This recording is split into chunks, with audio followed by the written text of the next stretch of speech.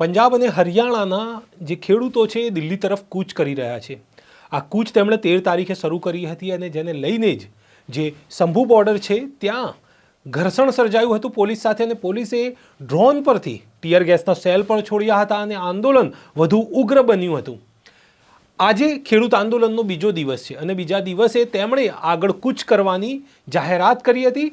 13 તારીખે તેઓએ રાત્રે આંદોલનને શાંત પાડ્યું હતું, એટલે કે તેમણે જાણે સીઝ ફાયર જેવા શબ્દનો ખેડૂત નેતાએ ઉલ્લેખ કર્યો હતો। બે દેશ વચ્ચે સીઝ ફાયરનો શબ્દ ઉલ્લેખ થાય છે, પરંતુ દેશની અંદર જ જાણે એવી સ્થિતિ થઈ કે ખેડૂત નેતાએ સીઝ ફાયર અમે જાહેર કરીએ છીએ, રાત્રે એવી વાત કરી હતી અને અમે સવારે આગળ વધીશું તેવી વાત કરી હતી। ત્યારે આજે જે બીજો દિવસ છે ખેડૂત આંદોલનને, તેને લઈને હું આપની સાથે વાત કરીશ આ વિડીયોમાં। નમસ્કાર, નવજીવન ન્યૂઝમાં આપનું સ્વાગત છે। હું છું આપની સાથે ફૈસલ મંસૂરી।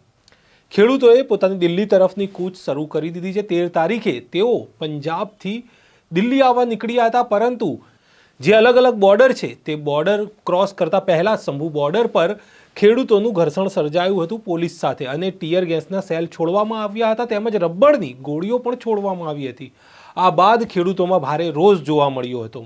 જે અલગ અલગ બોર્ડરો છે તે બોર્ડરને સીલ કરી દેવામાં આવી છે। ક્યાંક કાંટાવાળા તાર મૂકવામાં આવ્યા છે, ક્યાંક બેરિકેડ મૂકવામાં આવ્યા છે, તો ક્યાંક જે ખીલા છે તે ખીલા લગાવવામાં આવ્યા છે। તો પોલીસનો જે કાફલો છે, RAFનો કાફલો હોય, પોલીસનો કાફલો હોય, તે તૈનાત કરી દેવામાં આવ્યો છે। અલગ અલગ બોર્ડર પર આ તૈનાત કરી દેવામાં આવ્યો છે અને હાલ જે પરિસ્થિતિ છે, કારણ કે આજે બીજો દિવસ છે ને આ બીજા દિવસમાં પણ ખેડૂતો આગળ વધશે તેવી જાહેરાત કરી હતી।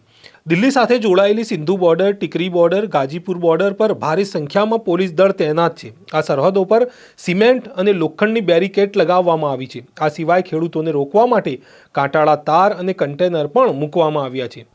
ખેડૂતોએ જણાવ્યું હતું કે તે ફરી દિલ્હીમાં ઘૂસવાનો પ્રયાસ કરશે। બીજા દિવસે પ્રથમ દિવસે તેમનું ઘર્ષણ સર્જાયું હતું 13 તારીખે। ખેડૂતો પર પોલીસની કાર્યવાહીને લઈને વિપક્ષે નિશાન પણ સાધ્યું છે। ખેડૂતોની દિલ્હી ચલો માર્ચને જોતા ટિકરી, સિંધુ અને જરોડા બોર્ડરની સરહદો સીલ કરવામાં આવી છે, જેથી ખેડૂતો પોતાના ટ્રેક્ટર અને ટ્રોલી સાથે પાટનગરમાં ઘૂસી ન શકે। યુપીની સાથે જોડાયેલી ચિલ્લા ગાઝીપુર બોર્ડરને પણ સીલ કરી દેવામાં આવી છે। દિલ્હી પોલીસ તરફથી એન્ટ્રી એક્ઝિટ પોઈન્ટ પર બેરિકેડ લગાવીને લોખંડના ખીલા અને કોન્ક્રીટના બેરિટ્સ લગાવવામાં આવ્યા છે। પંજાબ હરિયાણા સરહદ પર ભેગા થયેલા ખેડૂતોને અલગ કરવા માટે પોલીસ તરફથી વોટર કેનન અને ટીયર ગેસના સેલ છોડવામાં આવ્યા હતા। કહેવામાં આવે છે કે આ દરમિયાન 60થી વધુ લોકો ઘાયલ થયા હતા। કિસાન યુનિયન તરફથી દાવો કરવામાં આવ્યો કે પોલીસની કાર્યવાહીમાં 100થી વધુ ખેડૂતો ઘાયલ થયા છે। ખેડૂતોના પ્રદર્શનને જોતા કેન્દ્રીય કૃષિ મંત્રી અર્જુન મુંડાએ કહ્યું હતું કે 2 વખત અમે ખેડૂતો સાથે વાત કરી છે, પરંતુ આ 2 વખત જે તેમણે ખેડૂતો સાથે વાત કરી તે નિષ્ફળ રહી છે અને અંતે ખેડૂતો દિલ્હી તરફ કૂચ કરી રહ્યા છે। જો કે વાત એવી પણ સામે આવી છે કે જે 13 તારીખે માર્ચનું એલાન હતું તે ફક્ત ખેડૂતો જોવા માંગતા હતા કે પોલીસ કયા પ્રકારની કાર્યવાહી કરે છે અને તેમની કેટલી તાકાત સાથે તેમને રોકે છે।